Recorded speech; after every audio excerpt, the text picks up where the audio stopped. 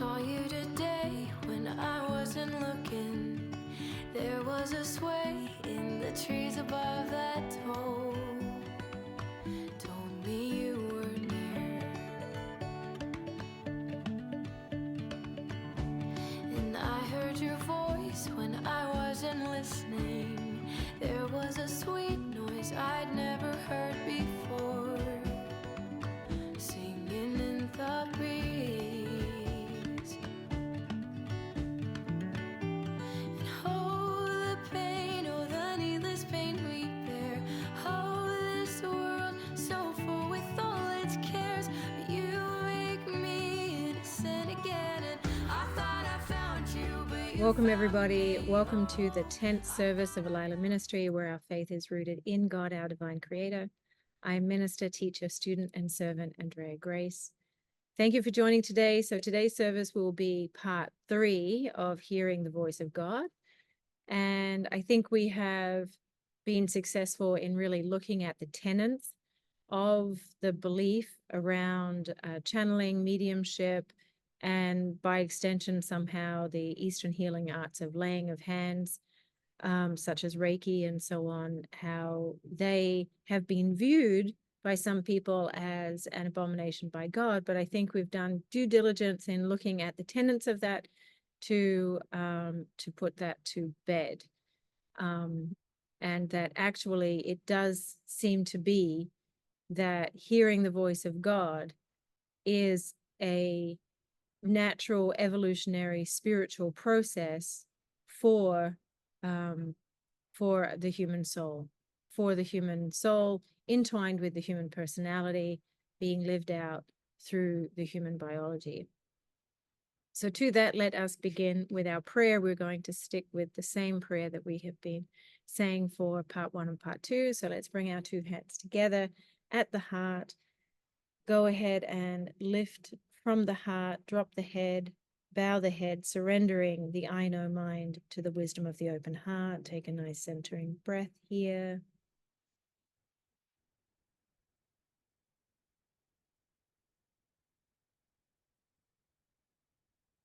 Heavenly Father, hear my prayer. I'm here in your presence, grateful. I bow my head and offer you my heart. Fill me with your spirit and transform me so that I am free from fear. Give me the gift of hearing so I can hear your holy voice and not be distracted or deceived by voices that take me away from you.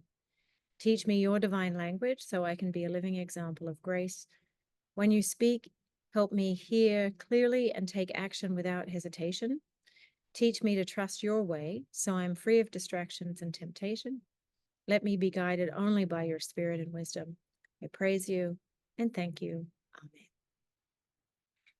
And last week, I was so excited to explore the conversation in a text group that I skipped our mission. So let's hone in on our mission. Alila Ministry mission is to provide a safe and supportive space for individuals seeking holistic healing and spiritual guidance, grounded in our faith in God.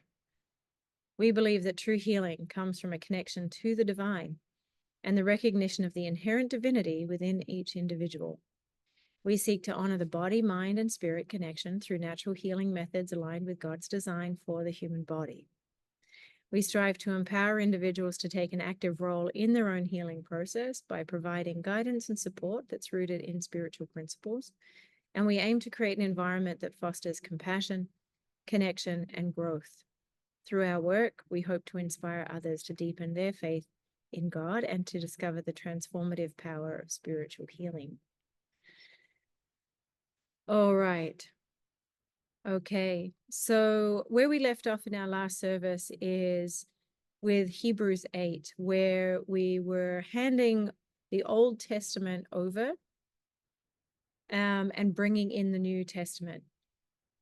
It turns out that where we are as a modern people with a modern value system, it's now part of our spiritual duty and integrity to leave that in the past. And so there's no good reason now to actually bring forth any of those dogmatic and prejudicial belief systems that are rooted in what we saw in Leviticus and what we saw in Deuteronomy. So in this new covenant, the Lord says, I will put my laws in their minds and inscribe them on their hearts.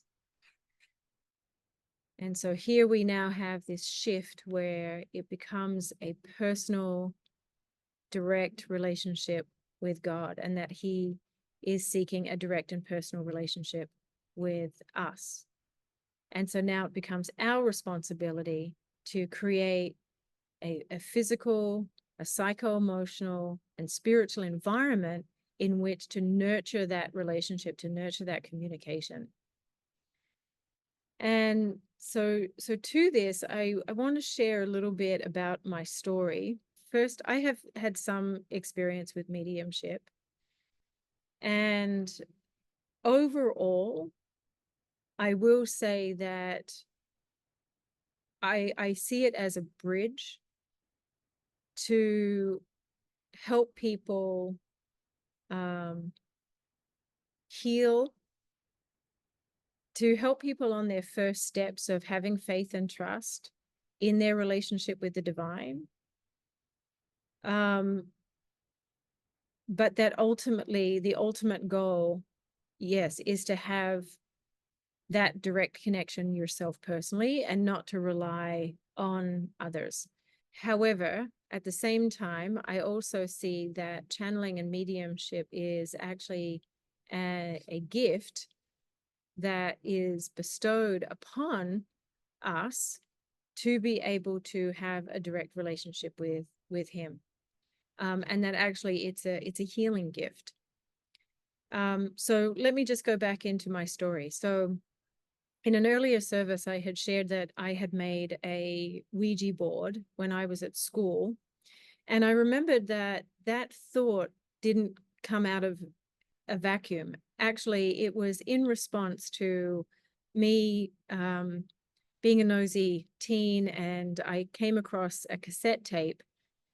And the cassette tape, it turned out, was the recording of a session that my stepmom had had with a medium, and through which my little sister had come through. So I'd actually heard that tape, and then now was convinced that, and also through my worldview, which had come from reading Autobiography of a Yogi, that there was no such thing as death, that there was life after death, and that there was this phenomena called reincarnation. And so my goal in creating this Ouija board was to have that direct relationship or direct connection with my sister myself. And I don't necessarily recommend that, but I do think that all tools of divination, to use the language of the Old Testament, are actually simply tools. I've mentioned this before in the other service. They're inherently neutral. It's the intent that we bring to them, and it's the intent. God knows our own hearts. So now I just want to tell you about the content of the tape. And now also to give you a context too, so South Australia, where I'm from, Adelaide, growing up, at the back of the local newspapers and things like that, there were always ads for mediums and for psychics and astrologers. So that kind of phenomena wasn't unfamiliar to me. It seemed to be just simply part of, the societal construct. So it wasn't so strange that my stepmom had gone to a medium and had this experience. And so, okay, so on the cassette, what I heard was the voice of a grown woman. But then the voice changed as the session progressed, and it became the voice of a little girl. The voice changed, and she started to speak in a childlike way. And essentially the message was, I'm safe. I'm in a place with other children. And I don't know whether my mind filled it in or whether specifically it was stated that she was in a playground. I'm not sure about that, but for some reason, the image in my mind now is that she was in a playground. But nevertheless, she said that she was with other children and that she wasn't going to be here for very long. She was moving on soon, but that she was fine. Tell daddy that she loves him and that she was okay. That was my takeaway. And of course, to hear this, it was very emotional. We didn't have good processes for healing from sudden grief back then, and or at least we didn't have access to them. So it was basically you're on your own to figure out your feelings. But anyway, so it was that experience that then motivated me or gave me the thought um, to make this Ouija board and then have that experience, which was very affirming, but also quite emotionally shocking when at least the questions that I asked the board were answered accurately. And so to my view at the time and my view now, um, it was my sister who had come through in response to us calling. And that's a universal law, right? A universal law is ask and it is given. And I do think that God conspires to use what is available to help us realize the truth and to help us come to balance and to help us heal. And I've shared a lot in the services my childhood experience because it was so pivotal in my worldview and then in the path that my life has ultimately taken. So fast forward, somehow my natural makeup is curiosity and seeking the truth, answering the questions, what am I? What is this? Who said? How does all of this work? And so even when I was living in Japan, I still was very much seeking and very much curious about the natural healing arts, even though I didn't know anything about them. But I had shared before that I had childhood experience with acupuncture. An uncle, my aunt's husband, was practicing reflexology when I was small, and then he went on into Bowen therapy. So I was surrounded by alternate ways of medicine and healing. And so that didn't stop. So when I moved to Japan as a young adult, I was still asking questions and curious about the Japanese way of things, but it's not actually where I was introduced to Reiki or where I learned it ultimately. I mean, it served to be a good foundation for me because I know the culture, I speak the language more or less, and or at least I know the language well enough to understand the context out of which Reiki arises and what's truly meant by it. And again, it comes back to intent, right? So if the intent is to touch with love, to bring the universal divine creator more fully into this moment, to bring that power here, the power of the universe here, to bring more love here, and that ultimately creates the conditions for miracles, there's nothing wrong with that, right? There's nothing wrong with that. As you hear what I'm saying, you can't find anything wrong with that. So I was still seeking while I was living in Japan. And then along the way, I met the man who was to become my husband. Not anymore. It was a beautiful and perfect thing. And so while I was waiting for that visa process, when I was waiting for that, because he was from the United States, I went back to Australia. I went back to live for a time, for about 4 months, 5 months. And I was staying with my dad. My dad had mystic qualities, and they weren't fully realized, but he shared some of his experiences with me. But he opted to follow a different path for his life. And that's his journey, his path, and that was important. And I'm sure he learned a lot. So anyway, so I was staying with my dad, staying with my stepmom, and I was a very consistent journaler at the time. And so I had written in my journal that whatever I came here to be, whatever is fully contained in the nugget of my being, whatever that is supposed to fully materialize into, that full potential, whatever that full potentiality is, may it be realized in this lifetime. And so that was the intention that I had set.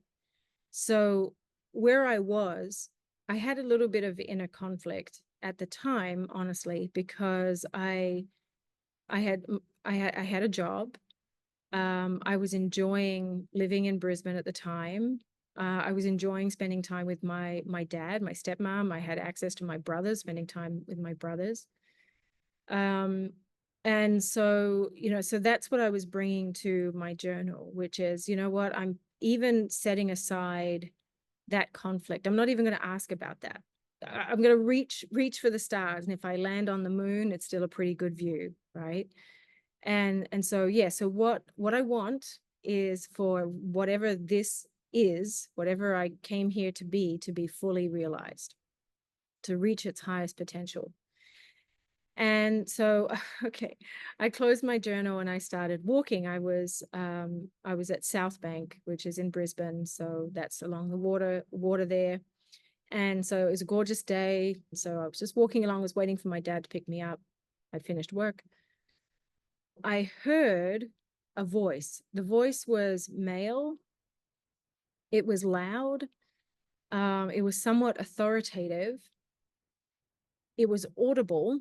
So the voice was audible outside of my ears, in as much to say as the voice was not in my head. It was a voice that I heard with my senses, I guess. It seemed to kind of come from here. And the voice said, the answer is meditation. And it repeated that 3 times. And that changed everything. So when my dad came to pick me up, I told him all about it. I said, it was so strange. The phenomena was so paranormal that it changed everything. Like I said, so I got into the car, I was sharing the story with my dad. My dad was sharing some of his stories with me. And then we got back to the house and I shared the story with my stepmom. And then she showed me some books that I could look at. And then it turned out that she had actually been conducting meditations at her local little church, probably not dissimilar to what I've created here, honestly. And so she offered, would I like her to guide me through a meditation? And so we did that a couple of days later, and I didn't know anything about meditation. So when I heard the words, the answer is meditation, it was really beyond my scope, because for me, meditation was something that a certain class of people did. It was an activity for monks and nuns and ministers, and not for the layperson, not for me. And so it was quite an astounding thing then to learn that my stepmom had been facilitating meditations, guided meditations. So anyway, so we did my first ever guided meditation. And it was one of those kind of story ones, one of the guided ones. What ended up happening was I found myself being scooped up by a massive being, a male, and I spent the meditation just resting in his arms. It moves me even to tell you now.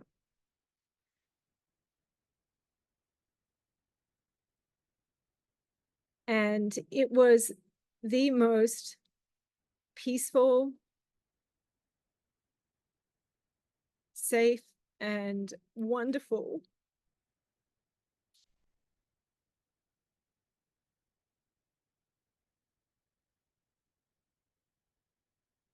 experience I had ever had.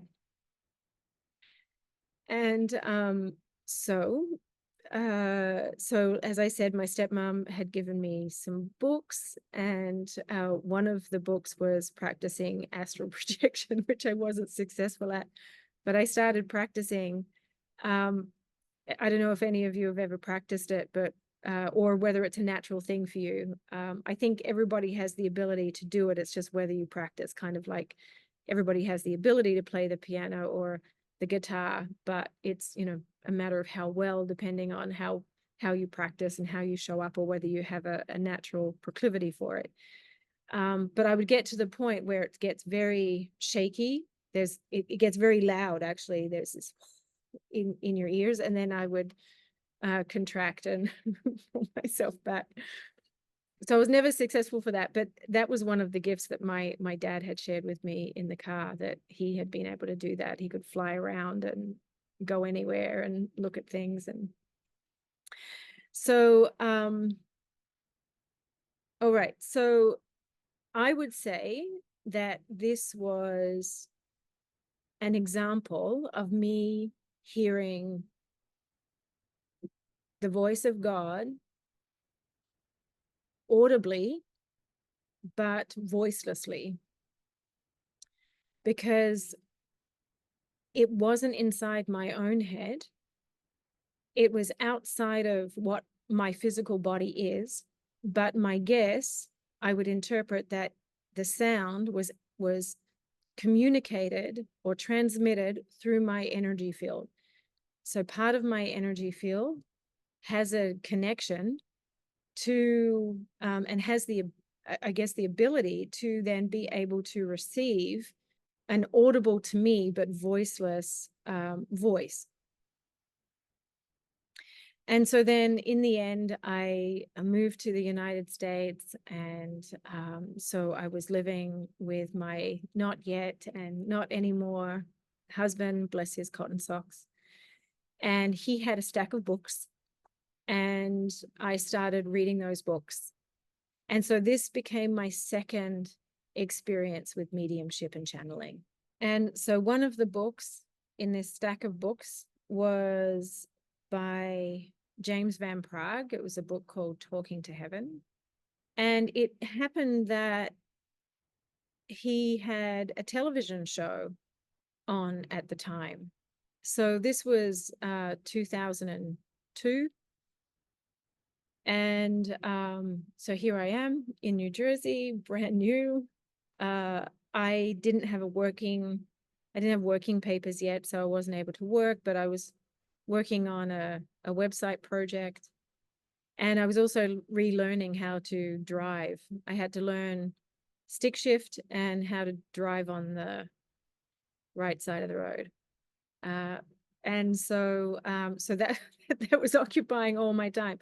So I would work on my project, I would take a break for lunch, and I would watch James Van Praagh's show. And again, so he was a medium, and he would have people in the audience, and then he would connect family members who had passed away with their relative in the room. And then that was followed by John Edwards. John Edwards had a show. And so, and then in the afternoon, I would gather up all the courage I could to get in my little cabrio and go to the supermarket or something like that to just, practice.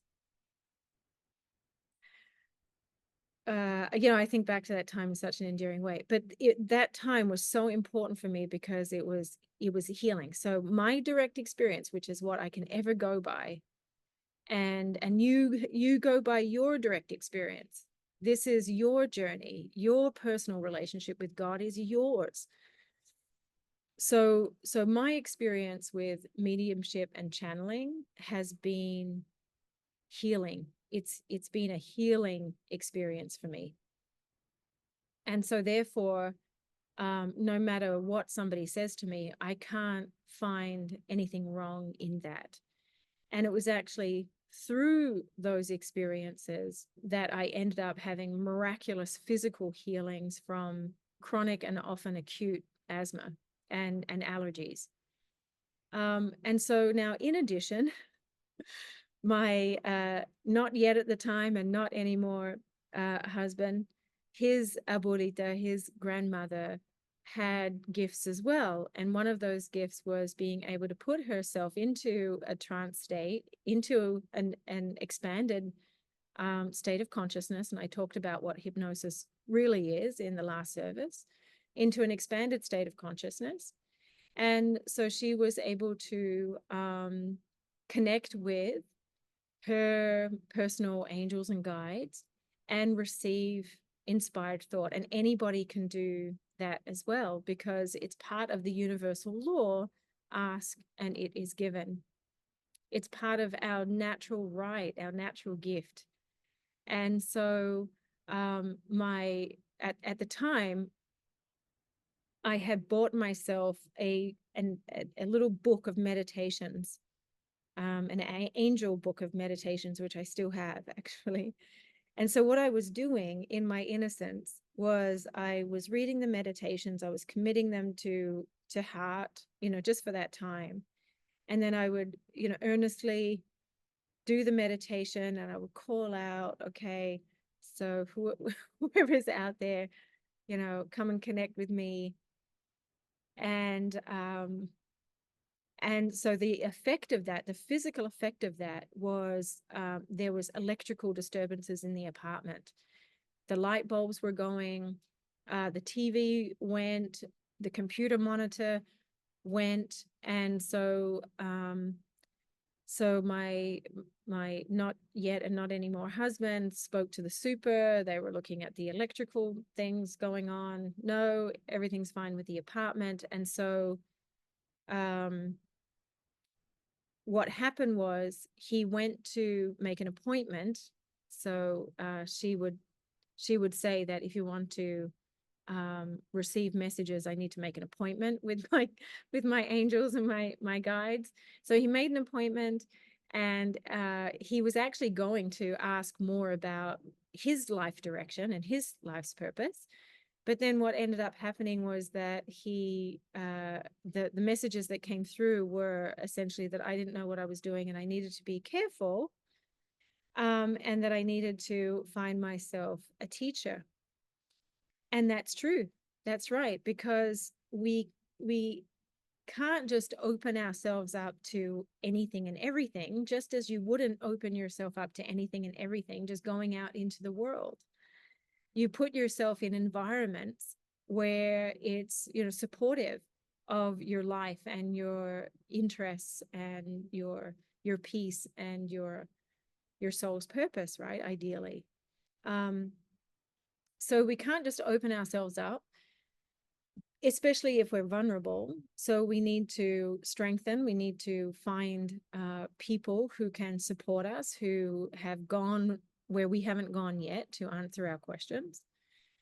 And so then that's what I ended up doing. I ended up finding a class, and that class was with this beautiful woman called Linda. And it was a great opportunity for me to practice driving beyond my little periphery, and basically to the supermarket and back to the apartment. In time, I got work. I was an adjunct professor at Rutgers for a time, and so that was really where I think I got my stripes, driving a stick shift. But anyway, so I went to this class, and it was basically a psychic development class. And so when we heal from the lower parts of our being, when we fill up our energies, and when the energy centers throughout our body that are called chakras, they hold a unique resonance, and they are the energies through which we move through the evolutionary process of human consciousness, of what it is to be a spiritual being in a human form, having this experience. And so when the lower chakras to do with safety and relationships with our communities and our relationship with ourself and the relationship with body, when that's all full up, and once we heal from the past as well, once we heal from the past traumas, we now are creating the physical, psycho-emotional conditions to have a stronger spiritual connection with our soul, our own divine wisdom, the part of us that is born to have that direct, to be that bridge in the direct connection with God. And so then that the effect of that are these subtle senses. And they would be called the clair senses, clair meaning clear. So clairvoyance is clear seeing, clairsentience is clear feeling, clairaudience is clear hearing. So what happens is we start to become or integrate more fully into our subtle senses. And so that has been labeled psychic. It's not a bad word. So part of the natural process is moving through doubt, which is what we met with Doreen Virtue, and what we've met also in the Bible and the Old Testament. We meet doubt, and that is just simply part of the natural evolutionary process. We need to move through that into faith. And then once we're in faith, that's where we get to rest. We just ground ourselves, we seat ourselves in faith. And the reason why I'm kind of pointing here is because as we move through the energy centers, we find ourselves then living this life from the heart, not reactive from the lower energy centers, which are really I guess the psycho-emotional function is protection for fear of being killed. So it's to do with your physical survival. All right, so that's a lot. So let's take a break here. And you might find me in a new environment because this beautiful space is being used by my dear friend Sandy. And so I will continue this service from a new ministry. And so we'll see where that ends up being. All right. So we'll go to break. And so now it's time to pass the basket. And I just want to thank everybody for your contributions from the last service. I'm so grateful for that. It helps a lot and it helps me to do these services for you. And so contributions can be made by check. You can make them out to the Elila Ministry. Checks can be sent to 430 Springfield Avenue, Suite 209, which is where I am right now in Berkeley Heights, New Jersey, 07922. Or you can use Zelle and PayPal. With Zelle, you can use the number and then the account name there. And with PayPal, you can choose to use the URL or the link. All right, wonderful. So enjoy the music, and I will be back shortly from a new place.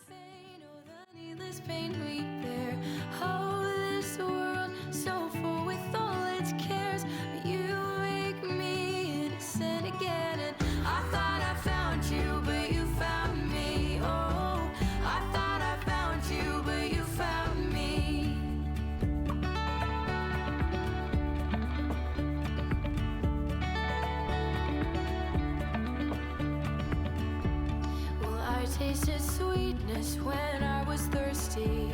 The warm summer rain on my window pane is light falling from the sky. And I felt your hand and I couldn't feel a thing. It was the touch of my baby boy. He loves me and doesn't yet know why.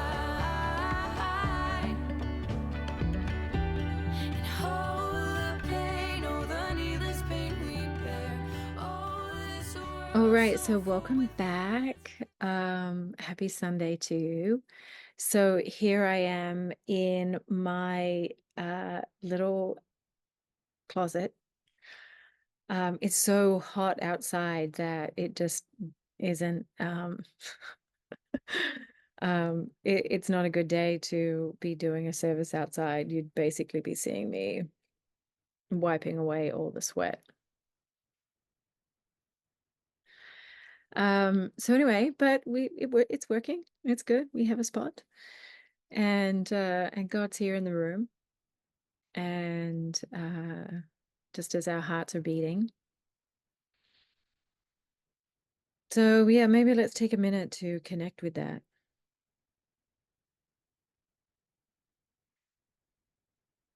And so the heart beating happens, right? It's happening.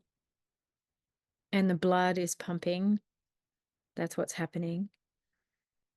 And what you are, what I am, is not the cause for that.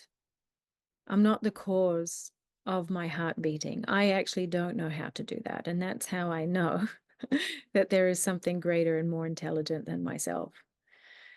And something so creative and brilliant and organized to have all of this working so beautifully.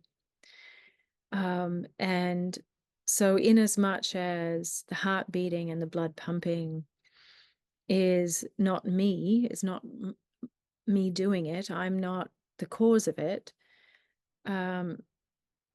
Same too is the phenomena of growth. And so we have physical growth, we have psycho-emotional growth, the growth of the personality. And then we also have spiritual growth. And essentially that's what I was pointing to before the break, that as we start to ask the bigger questions, what is this? Why am I here? What is this for? How can I see peace instead of this in the face of that which is unwanted, unexpected, unpreferred? So we start to align the personality with this desire to know more. And so through that, the personality can then can actually help fuel spiritual growth. Now, spiritual growth can take place in the face, great spiritual growth actually can take place in the face of adversity. Oftentimes, that's what adversity is for. It's to create an opportunity to have deeper realizations that can't easily take place when everyday life is just going swell. And so part of the growth of the personality is to do with becoming quite fluent in our own value system. And in a previous service, I had talked about that. I think it's useful to watch the services in order. This is the 10th service. So I know it sounds overwhelming at this point that potentially you have 10 hours. Or maybe that's a blessing. You're like, oh, great, I have 10 hours of things to listen to. But in a previous service, I had invited you to check out your own code of ethics, your own value system, to set that up. And if you haven't done that, then I'll repeat it here again. The only way that we can truly have discernment about what is true is if we have the foundation, if we're rooted in the foundation of a strong value system and a strong code of ethics. And so take a moment to contemplate what and it's not just to do with preferences either, but you might need to go through preferences to actually find your own value system. Everybody's value system is unique and have a different order of things.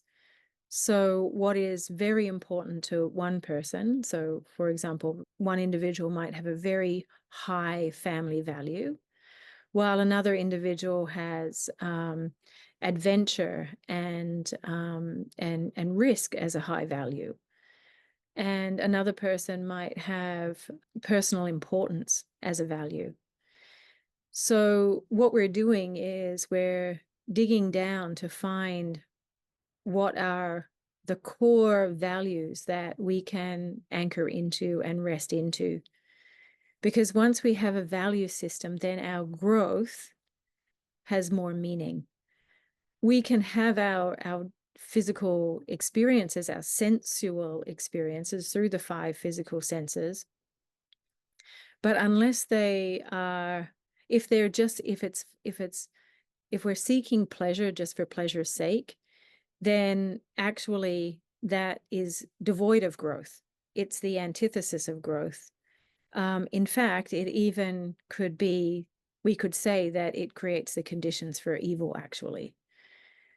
So the reason why you're in this room with me, the reason why we're having this conversation together is because you're asking the bigger questions. You're asking, what is this? What am I? What is this for? And how can I know the truth? How can I see peace instead of this? So that what you become, that you're becoming, that you that just as my original intent when I wrote it in my journal was that no matter what, I just wanted to realize my highest potential, to fully realize everything that this could be. And I think, if you're sitting here in this room having this conversation with me, then that's what you want too. And so if that's true for you, then there might be some things, if you take a minute to just be still, which I asked you to do at the end of the last service, and you start to become present to what's right here, the growth that's happening without you asking it to, without giving permission for it to. The growth happens. However, unless the growth is hooked into a very sturdy value system that's in alignment with divine law, we are lost. And that's essentially what we are living in an effect of, because human morality doesn't get better the more laws, the greater legislation we put in place. And that's what we're seeing. In fact, with the advocacy group that I'm a part of, we spend a lot of our time on the admin calls talking about bills, talking about legislation that we can support and legislation that, that we don't support. And we learn a lot from that. We see how society is doing. And for my part, I see, how society, where society is, our society, at least the society that I find myself in. But it's reflected globally. We're connected through a story that's being told to the global family through the big agencies, the big global agencies like the United Nations, And I used to think that the United Nations was this beautiful, benevolent organization, but I've come to learn that that's not the truth of it. It has an agenda, and the agenda is not for personal, individual freedom and sovereignty. It's operating on a different morality. So at this time, it is very important for us to come home to our own true personal value system, to clean up the stuff in our, the skeletons in our closet, so that we can let the past be in the past, so that we become pure, clear, clean channels of love, because love wants to expand. And what love can do when we start to call more love in, which is what these conversations are about as well, when we start to call love here, especially in the face of the unwanted, the unexpected, and the unpleasant. Love will actually seem to create more of the unpleasant, because its job is to bring up that which is unlike itself. And when it brings up that which is unlike itself, you feel it. So at the same time, when you are starting to align yourself with spiritual growth and development in an applied way, in a conscious way, not an unconscious way, because growth is essentially unconscious. Physical growth is unconscious, psycho-emotional growth is unconscious, even spiritual growth is conscious. What I'm calling for now is that you apply your conscious awareness to your own spiritual growth, so that you can actually hear the pure voice of God. And so, how do we hear the voice of God? Well, we hear the voice of God through inspiration and contemplation. And perhaps contemplation is the means through which we receive inspiration. Inspiration is difficult when we are stuck, when we are tired, when we are exhausted. However, like I said, sometimes it's in those moments when we're in the dust and we're hopeless that the inspiration comes. That's part of the paradox, I think. So let's look at the etymology of the word contemplate. All right, so con is a prefix, a Latin prefix originally, that means with, together with, or thoroughly. And then the temple part, we've met this before. It's from the Latin templum.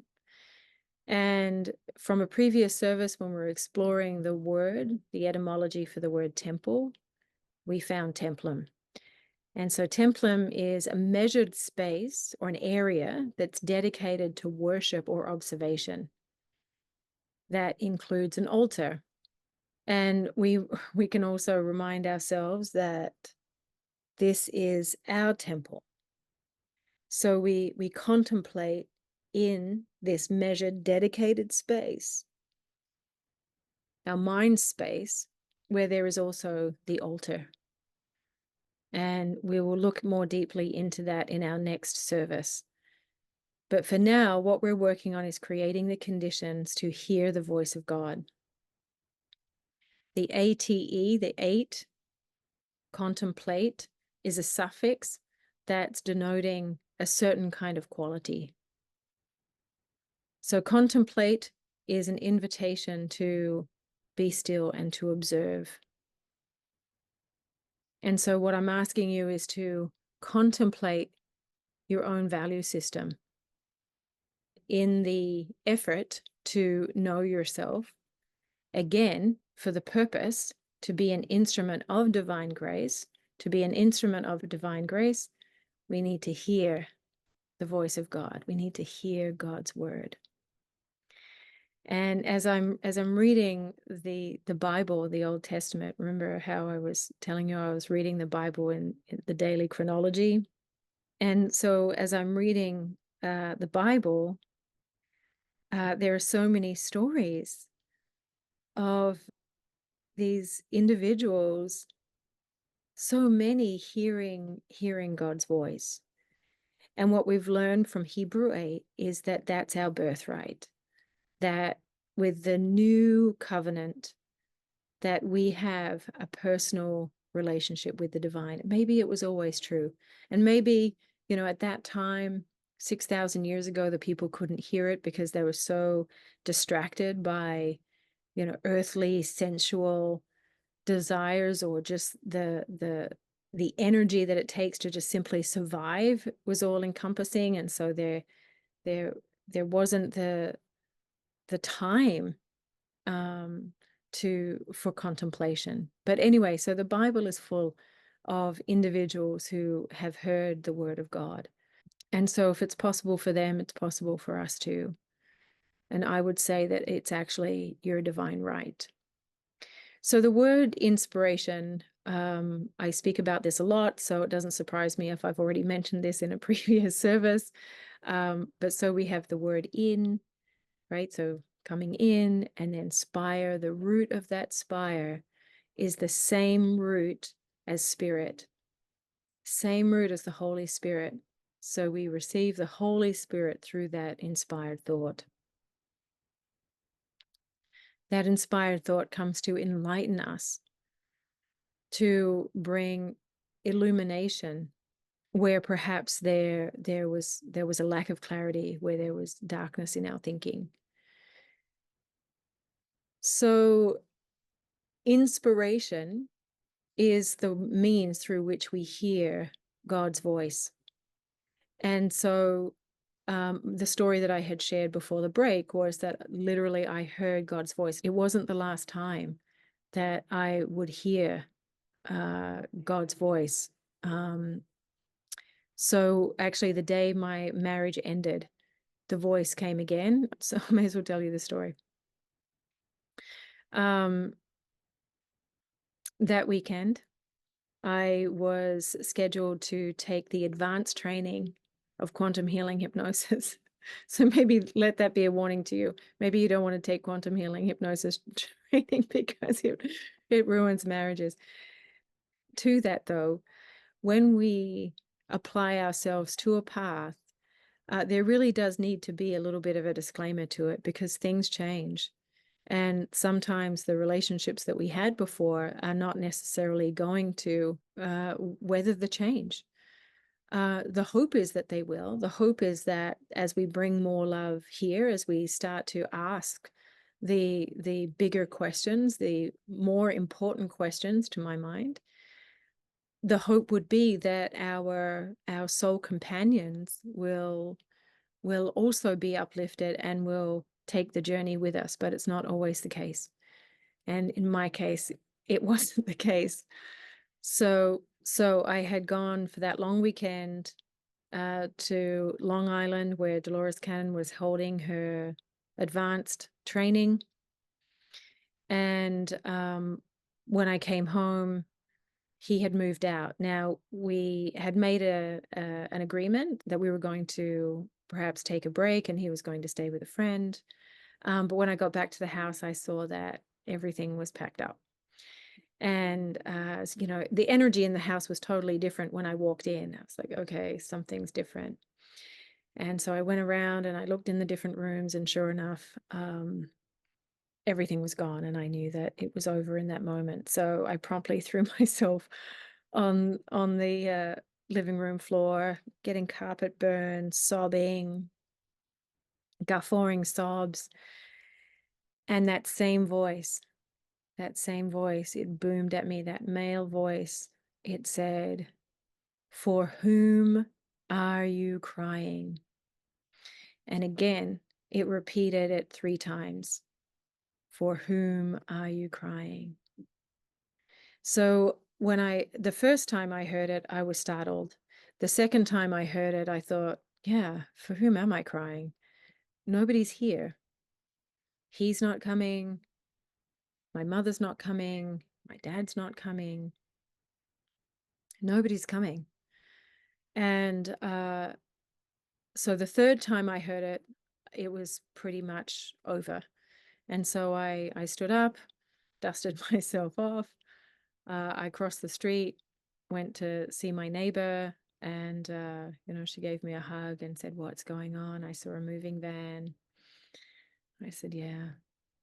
And then I did hear it a third time. I'm not going to share that story here now, but I heard the voice a third time, and it was equally illuminating. And I could say that these experiences were instruments of growth, but could only be possible if my personal will was ready to hear that voice and to make it important and to heed it, honestly. So we can hear the voice in that way. I don't know how common those experiences are. Maybe they're more common than I think they are. Please let me know if you've had experiences like that. But we also can hear God in a very subtle way. It's that little thought, and God can be inside of your own mind. It's that thought that kind of comes up from below, or it comes from on high, but it's already inside of you. And that voice says, take the umbrella. And you might say to yourself, or you might look outside. So you might hear it, right? Take the umbrella. And you look outside. You're like, oh, no, you see blue sky and the sun is shining. No, I don't need to. And you squish it. And then out you are in the middle of your day, and a big cloud comes along, and you're thinking, oh my God, I knew I should have taken that umbrella, or I heard that thought. So we're asking, where does that thought come from? Where does that thought come from? Because you obviously didn't look at the weather map to know that it was going to rain, because you had doubt, right? So the inspired thought can come from within. The God thought, the inspired thought, can come from within. God also uses our friends and our family members to communicate with us. We might hear that perfect message. And so right now, for several years, actually, I have played this game by a magnificent woman called Sally Gibb Cumming. She's an Australian woman out of Sydney, beautiful artist, an incredible mystic, just an amazing human being, very prolific. And she's created this incredible board game called Self Mastery. And so we play it here, and it's so precise in its messaging. So God can use the tools available that we offer to know ourselves, to know Him. He can use those to communicate with us, to communicate the best messages. And He also uses our friends. So I brought up the game, actually, not necessarily to talk about the tool itself, although it's another way, in as much as the oracle card decks can be a tool that God and our personal angels and guides can communicate to us. It all starts with our intent and our heart. When our intent and our heart are pure and solid, there is no room for evil. It's when we're distracted. Yeah, it's when we're distracted that the mischief makers can come in and influence us and cause chaos and havoc.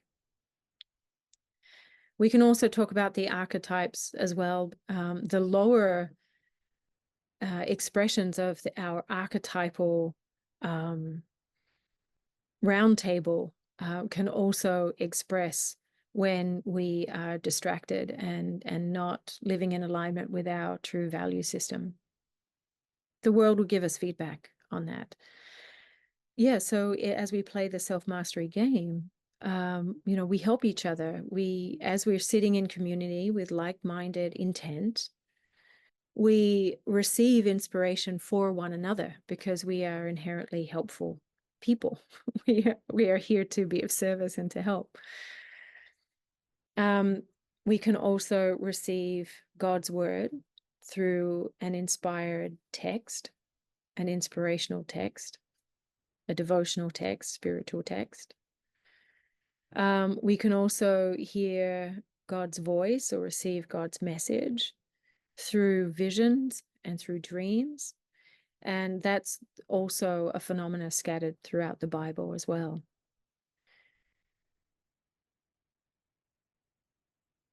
We can oftentimes feel inspiration because there is a magnetism to a conviction. So it's different to that little thought that came in. Take the umbrella, grab the umbrella. It's different to that. There's also, we can also know that we've been touched because there is a strong inner conviction. But that's something, the magnetic gripping feeling is something that we do need to explore. Because somehow our inner alchemy, our magnetism has been ignited, right? It's been hijacked to get us to pay attention. And so sometimes it could be a misdirection. But that comes with self-knowledge, that comes with self-mastery, when we can discern whether this gripping feeling this attention grabbing magnetic feeling, whether that's actually bringing me closer to God or taking me further away from God. So we do need to pause and ask. I'll finish with Psalm 37, where it says, "Be still before the Lord and wait patiently for him." So we have the power of our imagination. We have the gift of imagination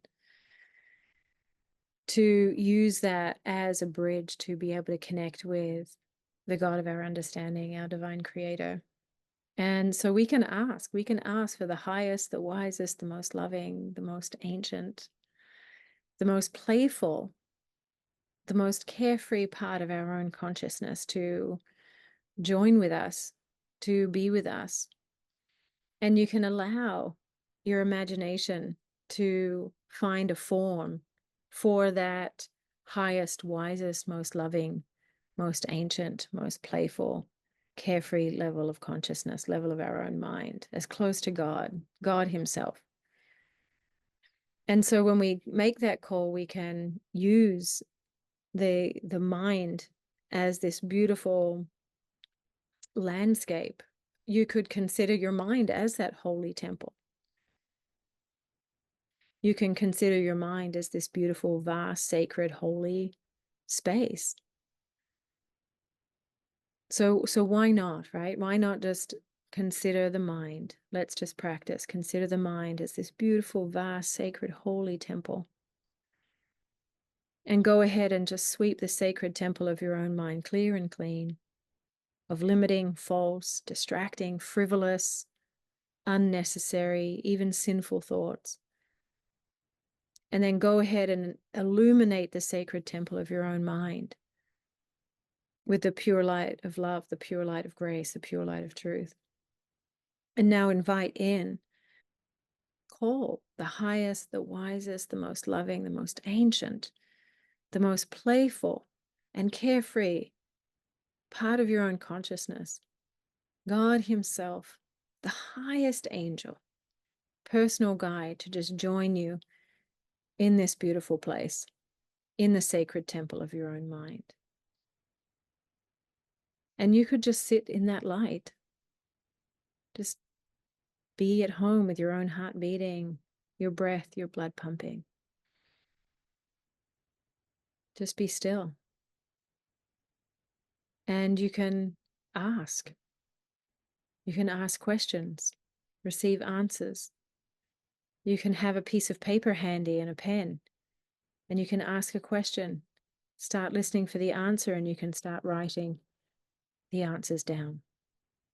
And so why don't you practice that this week until our next service and see what messages you receive. Remember too that inevitably part of our evolutionary path and process is we're going to bump into the surface tension of doubt. But your job is actually to push through that, to then rest in faith, because the opposite of doubt is faith. All right, my loves, thank you. I'm so grateful for all that you are and the part you're playing, and for being in this conversation with me. And so just remember that I offer classes that are both in person and online. And so go ahead and visit the Alila Center website. The calendar is right there. I offer, usually, unless I'm traveling, on the third Tuesday of the month, it's a mindfulness-based meditation class where we get an opportunity to be still together. So that's the third Tuesday at 7 p.m. And then on the fourth Monday, I offer a natural healing where we lay our hands and bring more love here to release the past, to bring healing. And I will put the 1-day retreat on the calendar again in October. We'll do an autumn retreat. I'll let you know the date as I know it. So yeah, feel free to come and visit. And also, of course, I offer one-on-one sessions as well, both in person and virtually as well. All right. So thank you for joining me in my closet. Ministry is everywhere, and I'll see you next time.